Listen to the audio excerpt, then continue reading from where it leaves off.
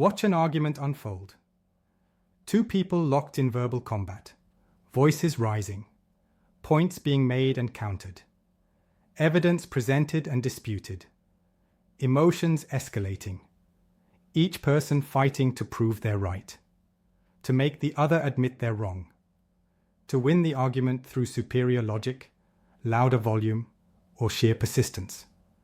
Both believe they're fighting to win. Neither realizes they've already lost.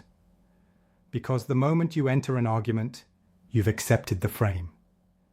You've agreed to play a game where winning requires the other person to admit defeat. And that admission almost never comes. So you fight endlessly, burning energy and destroying relationships in pursuit of victories that don't exist.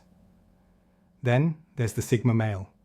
Someone makes a claim he knows is wrong, proposes an idea he knows won't work, challenges a position he knows is correct. And he doesn't argue, doesn't counter, doesn't defend, doesn't engage. He just lets them be wrong. And somehow, inevitably, undeniably, he wins. Not by defeating them in argument, by letting reality defeat them, and reality is undefeated. Before we examine how he wins without arguing, understand why most people argue in the first place. They argue because they believe in the power of persuasion. They think if they present enough evidence, construct enough logic, speak with enough conviction, they can change someone's mind. This belief is almost always wrong. People don't change minds through argument. They change minds through experience, through consequence, through reality demonstrating what words can't prove. The Sigma male knows this. He knows that arguing someone out of a bad idea is nearly impossible. But letting them implement the bad idea and experience the consequences, that teaches instantly. So he doesn't waste energy on arguments. He conserves it for watching reality make his points for him. The first way he wins without arguing is through strategic silence. Someone proposes a plan he knows will fail. Most people immediately object, point out flaws, predict problems, argue against implementation. The Sigma male says nothing. Or worse for the proposer, he says, "That's an interesting approach," gives them rope, lets them proceed, lets them commit, lets them fail. And when failure arrives, exactly as he predicted but never said, he doesn't say, "I told you so." He just observes. The failure speaks for him. And failures are more persuasive than any argument. The person learns. Not because he convinced them, because reality convinced them. He won the disagreement without entering it. Won by being right and staying silent while wrongness revealed itself. The second way is selective engagement. Not all arguments are worth avoiding. Some battles matter. But the Sigma male distinguishes between arguments about reality and arguments about perception. Arguments about reality are easy. Reality has a way of proving itself. Arguments about perception are endless. They're not about what is. They're about how someone interprets what is. He never engages perception arguments. Someone thinks he's arrogant, thinks he's cold, thinks he's weird. He doesn't argue their perception. Can't argue perception. Perception is subjective interpretation. Arguing it just validates that their opinion matters enough to dispute. Instead, he lets them have their perception. If they think he's arrogant, fine. If they think he's cold, okay. Their perception doesn't change his reality.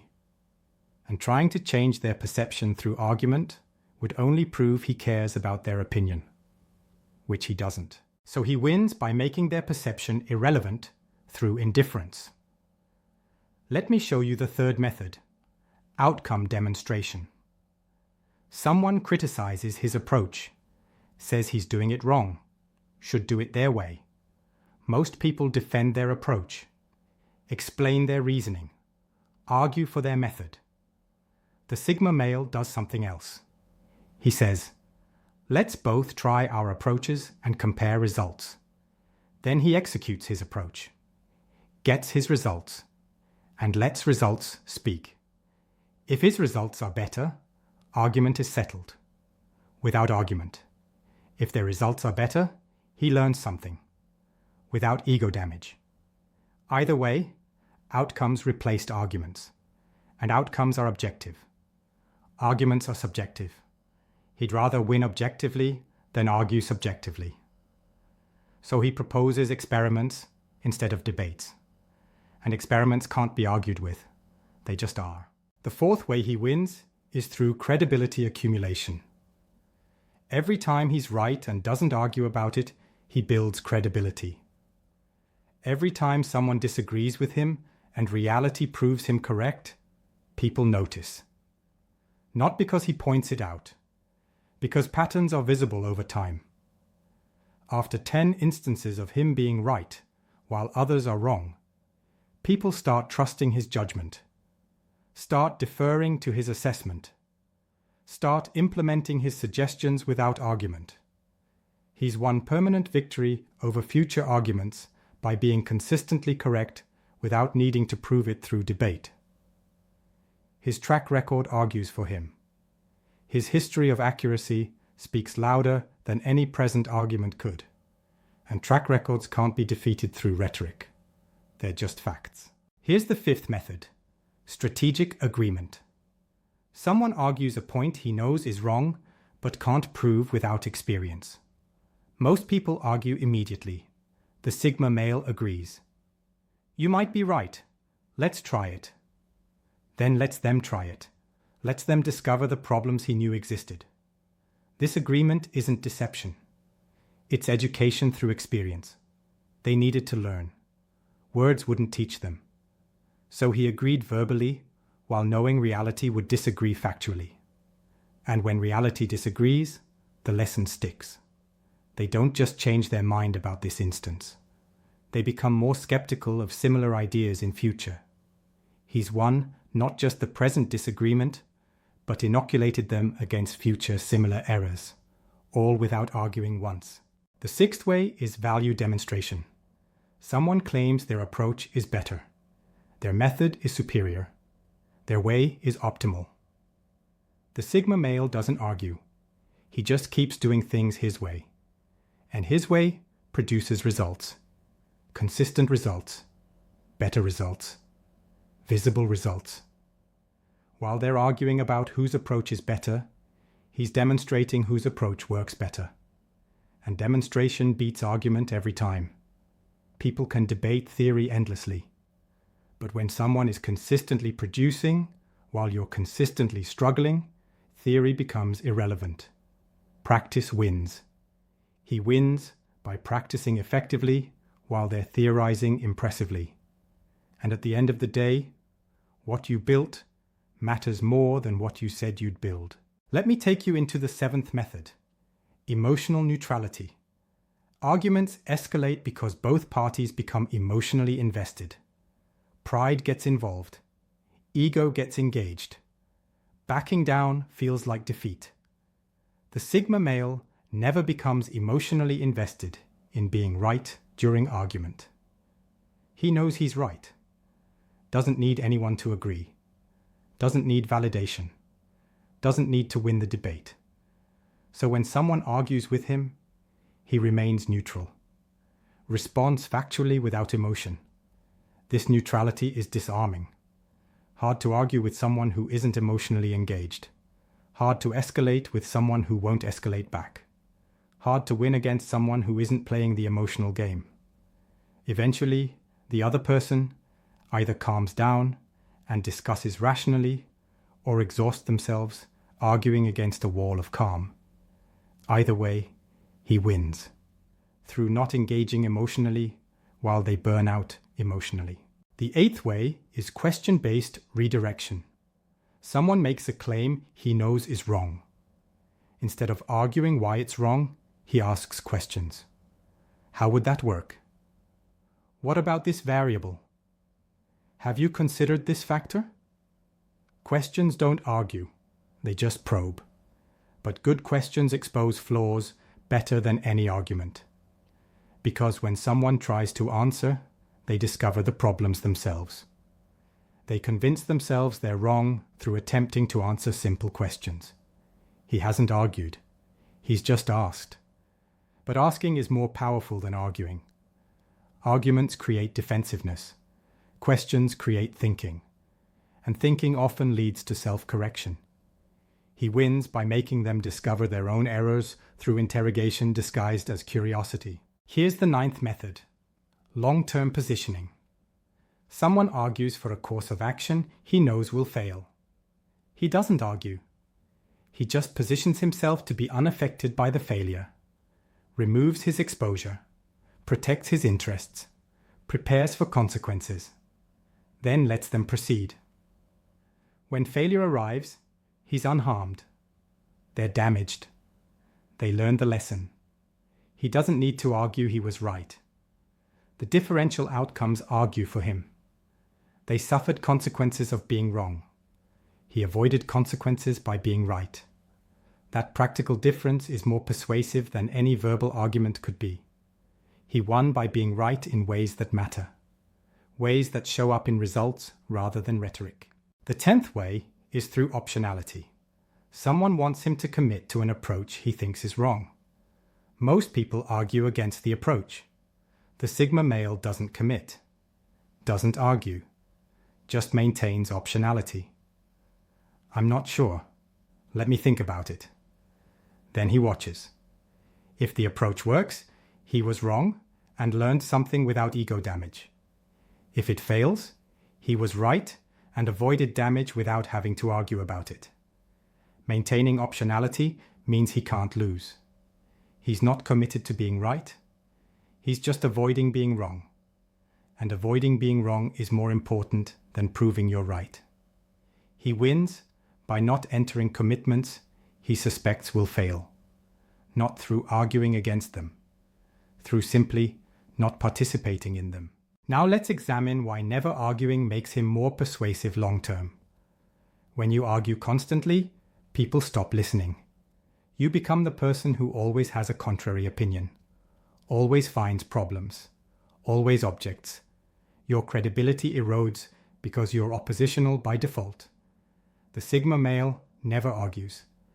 So when he does express doubt, when he does say, "I don't think this will work," people listen, because he's not the boy who cried wolf. He's the man who stays silent until silence would be irresponsible. His rare objections carry weight precisely because they're rare. He's won the attention and credibility that chronic arguers never achieve. Through arguing less, his occasional disagreement means more. Here's the mechanism that makes this particularly effective. Arguments are status games. Who can out-argue whom? Who can dominate the discussion? Who can make the other back down? The Sigma male doesn't play status games, so he can't be beaten in them. Can't lose an argument he never enters. Can't be made to look foolish in debate he never participates in. Meanwhile, people arguing with each other are exposing themselves, showing their thinking, revealing their weaknesses, making enemies.